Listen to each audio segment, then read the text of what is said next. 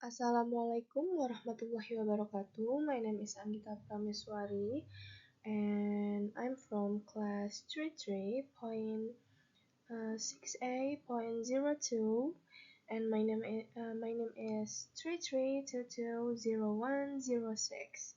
And today I will presentation about key concepts in sociolinguistics: style, context, speech acts, and locution.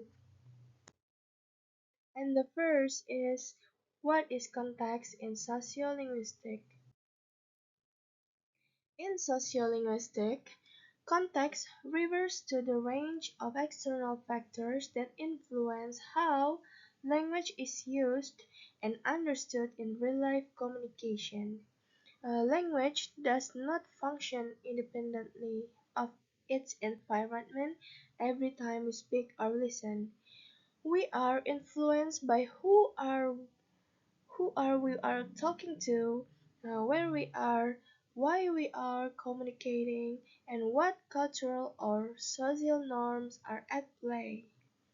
Context allows us to interpret meaning accurately, choose the right tone, level of formality, and even the language or dialect we use.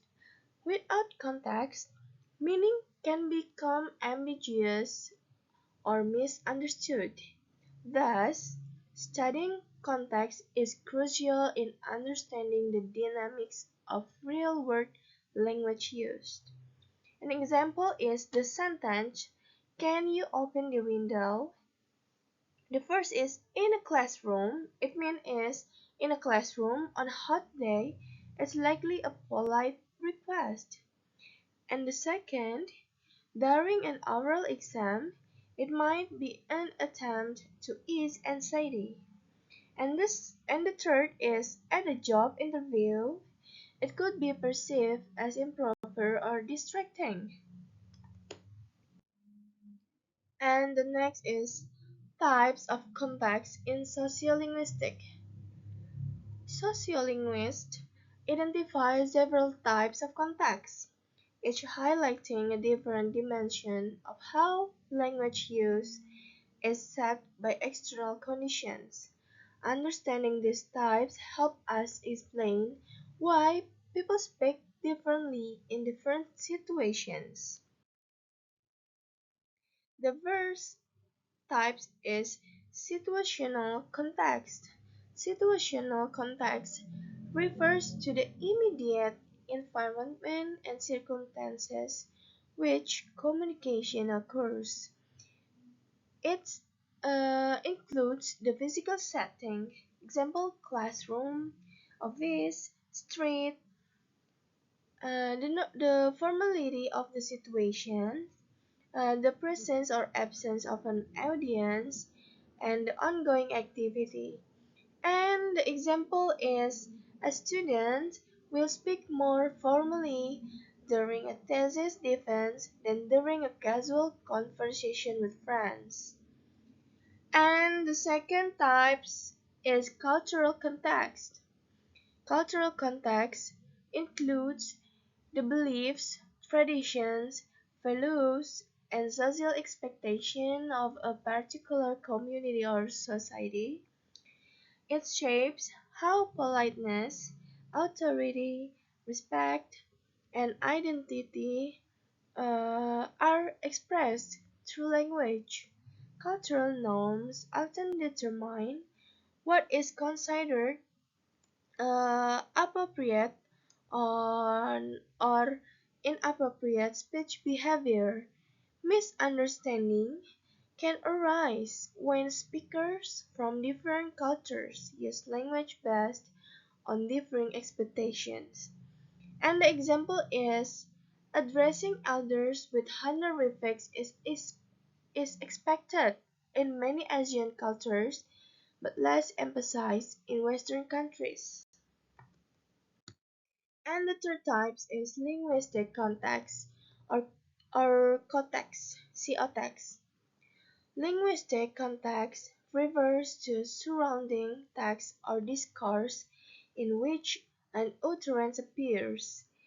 It helps clarify ambiguous words and provides cues for interpretation. Without context, many words or phrases may have multiple meanings.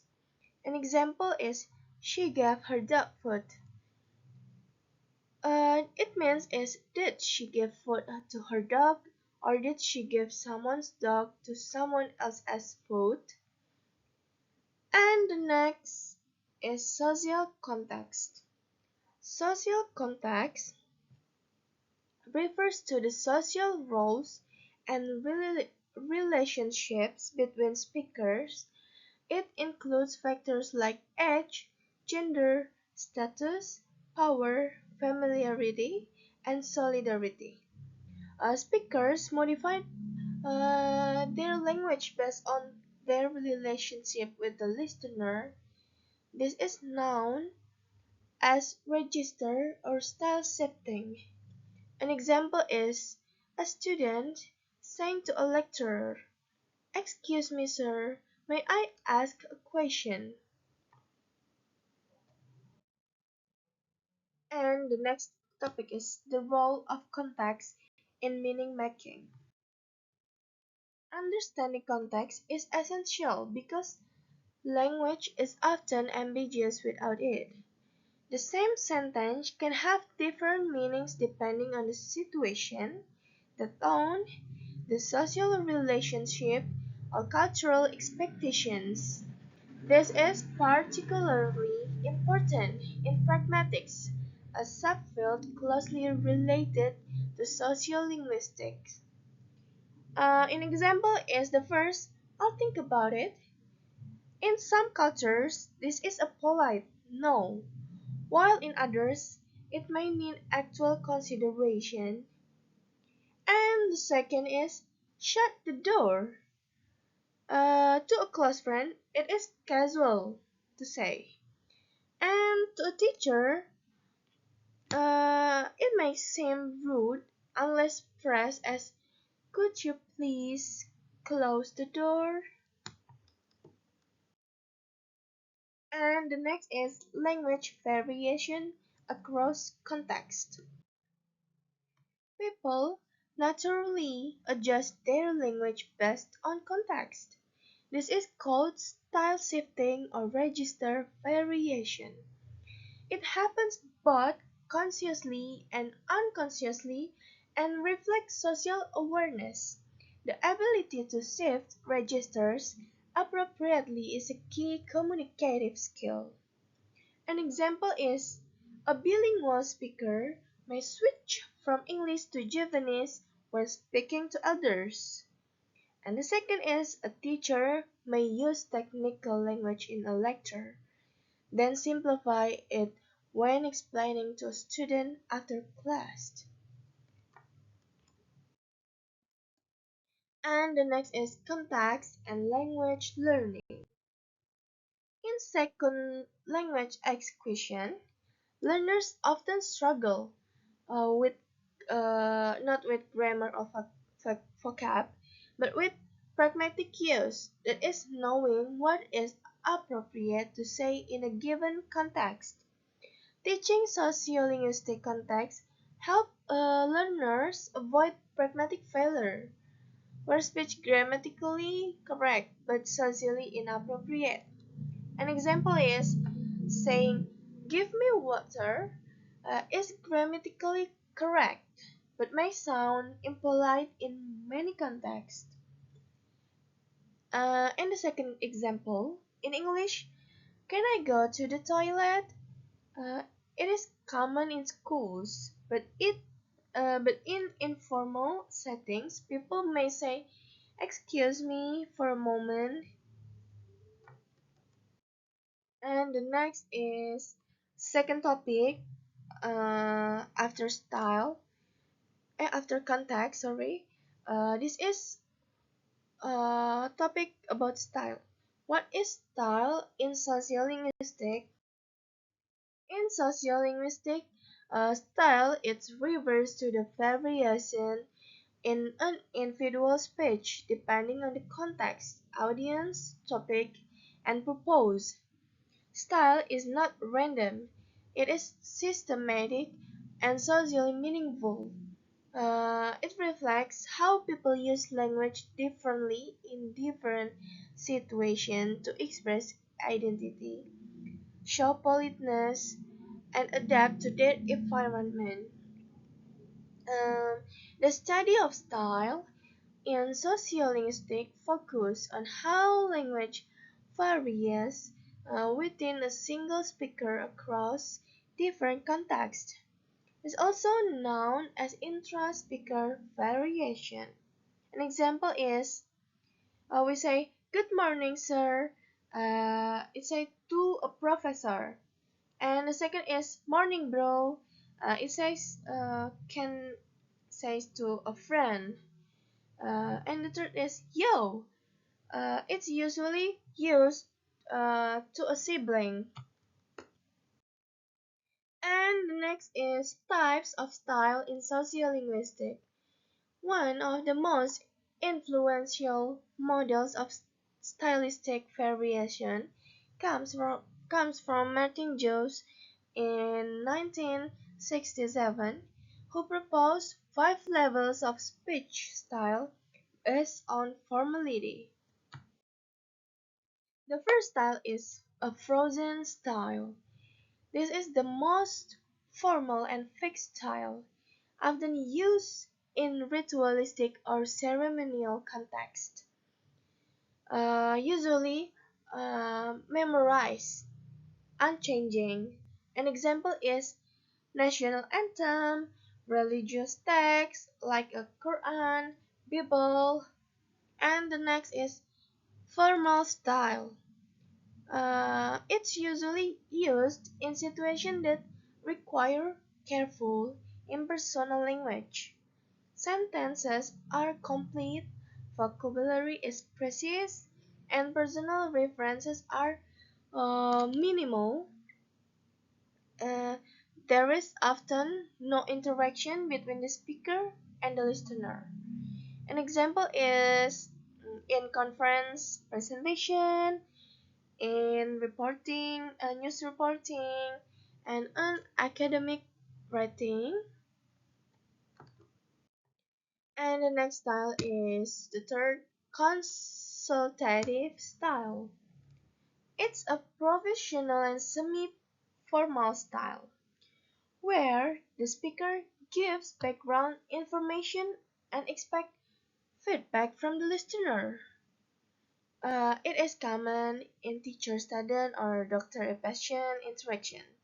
An example is, "Do you understand what I mean?"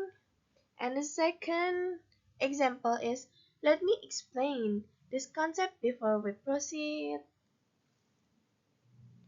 And the next is casual style. This is used in informal settings among friends or people of equal status.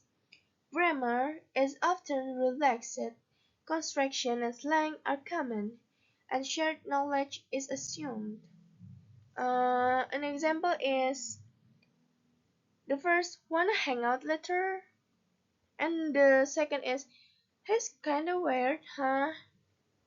And there is an example of casual styles. And the last is intimate style. It usually used in private, emotional, or personal conversation, often among close family members, lovers, or your very close friends. Example is, "Sweetie, are you okay?" And the response is as a complete response. And the next is factors that influence style choice. The first is the audience. Speakers adjust their language depending on the status, familiarity, and relationship with the listener. This is part of audience design theory by Alan Bell in 1984. which explains that speakers design their speech for their audience. In examples, usually student might say, "Could you please help me with this, ma'am?" A student might say to a lecturer. The next is "Help me out, dude." A student usually uh, use is to a classmate. And the second is the setting. The physical or social environment determines the expected level of formality. A courtroom, classroom, or mosque requires more formal speech than a bedroom or cafe. An example is in class, "I have a question regarding the assignment." And the next at home, "Hey, what's this part about?" And the third is the topic. Um, the topic can also determine style. Technical, academic, or sensitive topic usually invite more formal or careful language. Example, talking about legal issues versus talking about football. It's very different, formal, careful language. And the next is the purpose. The speaker's intention also matter, whether they aim to inform, persuade, entertain, criticize, or bond emotionally. And the example is if you're trying to impress, it is a more formal style. It is if you're trying to make a friend laugh, it is more informal and humorous style you use. And the next is style shifting and code switching. A style shifting is the ability of a speaker to move between different styles depending on the context. This may happen within a conversation or even within a single sentence. An example is a student gives a formal presentation like, "The data clearly shows," then casually adds, "Well," or "I mean," or "can," kinda. And the next is code switching. In multilingual communities, uh, this can overlap with code switching, where the speaker switches between language or dialects for stylistic or social purposes. An example is, "I'm hungry banget deh." It is mix English and Indonesian. And the next is sorry. The next is style as a marker of identity. Style is deeply connected to social identity. People use particular styles to signal group memberships, social status, profession, gender, ethnicity, age, and a regional background. Sometimes speakers deliberately choose styles to resist or challenge dominant norms. An example is teenagers using internet slang to show young identity. And the next is women may shift to assertive or softer styles depending on workplace dynamics. And the next is sociolinguistic research on style. The most influential research on language style is by William Leboeuf, who showed that speakers shift style depending on the level of attention paid to their speech. In his New York department store study, Leboeuf observed how sales clerks in different stores pronounce R in words like fourth floor. In higher end stores, speakers pronounce the R more clearly. Fourth floor. It is example, which was associated with prestige. This revealed that style is linked to social class, formality, and self-consciousness. And this is the third topic. It's about speech act. The first is what is speech acts in sociolinguistic? In sociolinguistic and pragmatics, speech acts refers to an utterance that does more than simply convey information, it performs an action. Language is not only used to describe the world, but also to do things in the world. When someone say, I promise to call you tomorrow, they are not merely stating something, they are performing the act of making a promise.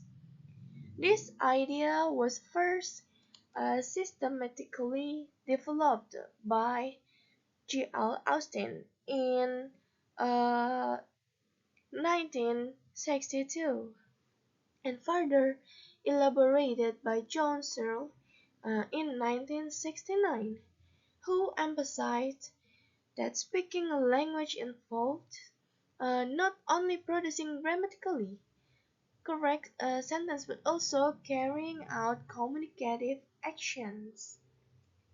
Speech acts are central to the study of sociolinguistics because they reveal the social dimension of language use. The success of speech act depends not only the form of the utterance but also on shared social conventions, contextual understanding, and the speaker-listener relationship. For example, saying "you're fired" has real social consequence only if the speaker has the authority to dismiss someone and the context is appropriate. And the next is three levels of speech acts Austin's models. G.L. Austin distinguished three types or levels of meaning within any speech act. The first is locutionary act, and this refers to the basic act of producing a meaningful linguistic expression.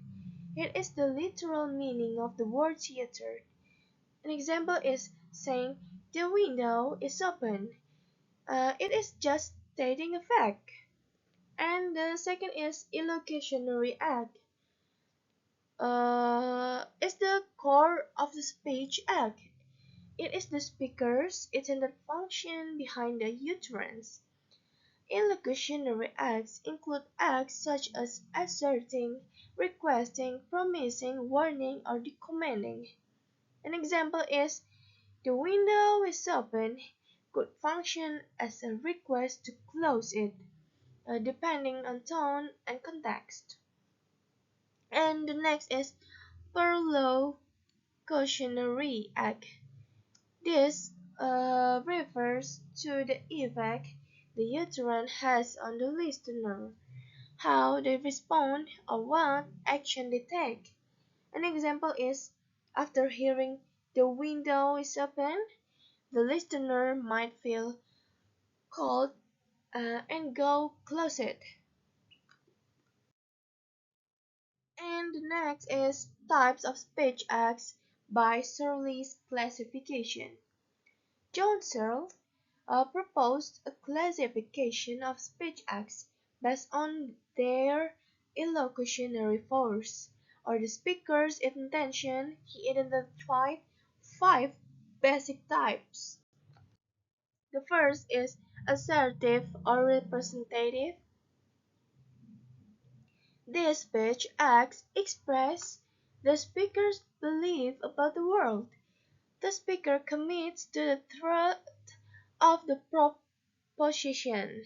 An example is the earth revolves around the sun. And the second is directives. This utterance where the speaker tries to get the listener to do something. They express wants or desires. An example is please close the door, or the next example is could you help me? And the next is commissives. This commit the speaker to a future course of action. And an example is example sentence I promise to return your book. And the next sentence is I will be there at 7. And the next is expressive. These speech acts express the speaker's feelings or emotional state. An example is student might say, I'm sorry for being late, or congratulations on your graduation, or thanks a lot. And the five is declaration.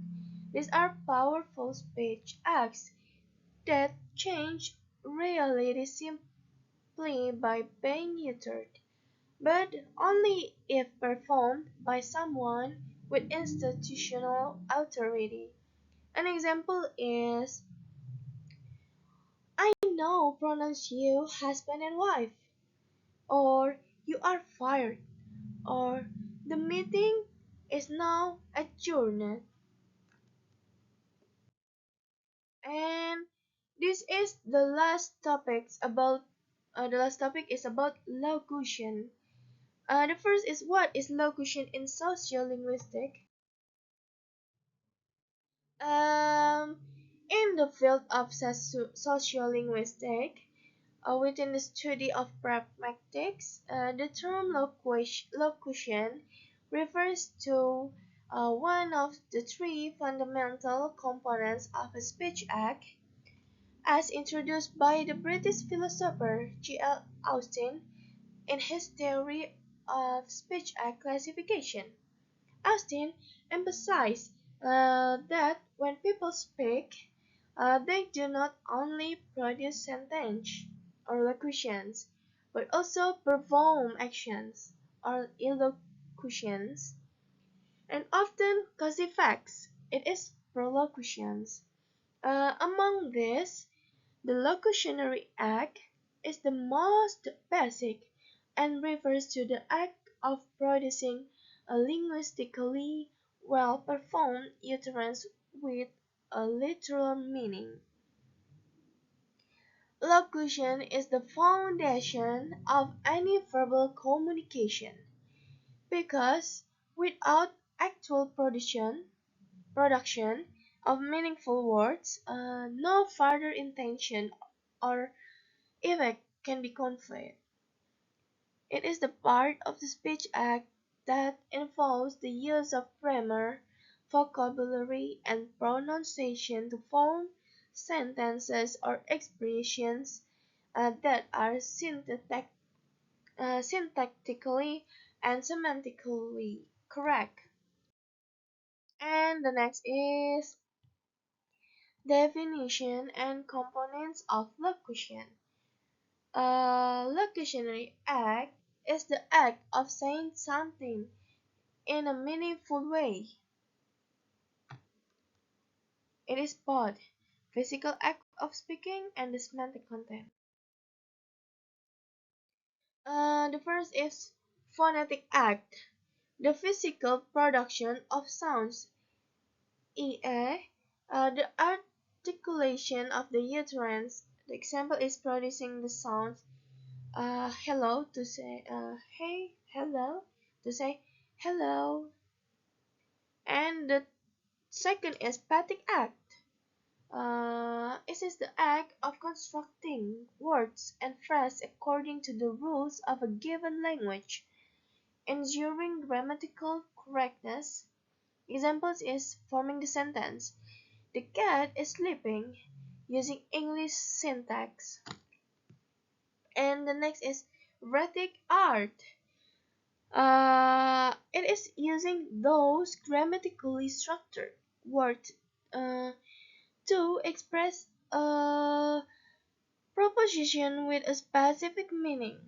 And the example is understanding the cat is sleeping as a statement about a cat is a current state of of rest.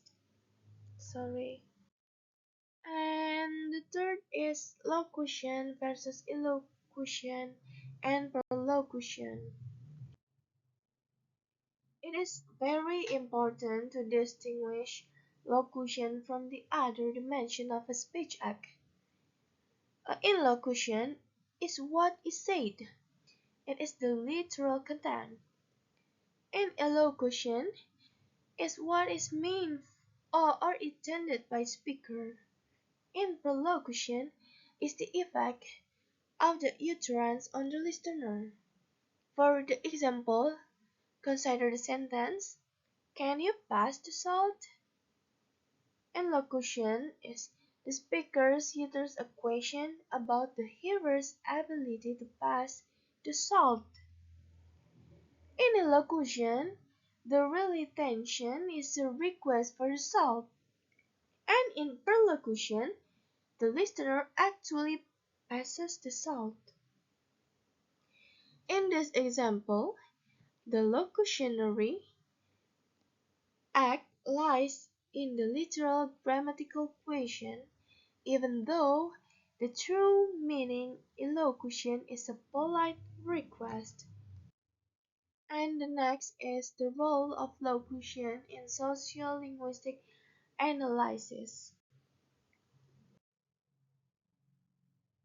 In sociolinguistic, the concept of locution is very crucial because it represents how language form and meaning interact, while sociolinguistics often focus on how meaning is shaped by context, power, and social identity.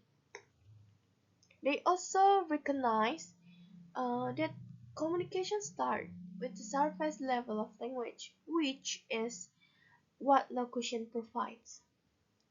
Understanding locution it helps students to identify how different social groups may use the same locution with different illocutionary or pragmatic effects, depending on cultural norms, tone, or context. For instance, in some cultures saying, I'm tired, a simple locution might be understood as a polite way to end a conversation, not just a literal statement of fatigue. And the next is examples of locutionary acts. And here are a few examples of locutionary acts and their surface meanings. The first example is the door is open. It is a simple statement about the state of the door. And the next is it's raining. It is a factual observation. And the next is you have spinach on your teeth. And it is a descriptive utterance. Each of these sentences is a locution, meaning they can stand alone as literal statements. However, their interpretation, uh, it called illocution, and effect, it called perlocution, will depend on context. And that's all my presentation for today. Thank you for your attention. Wassalamualaikum warahmatullahi wabarakatuh.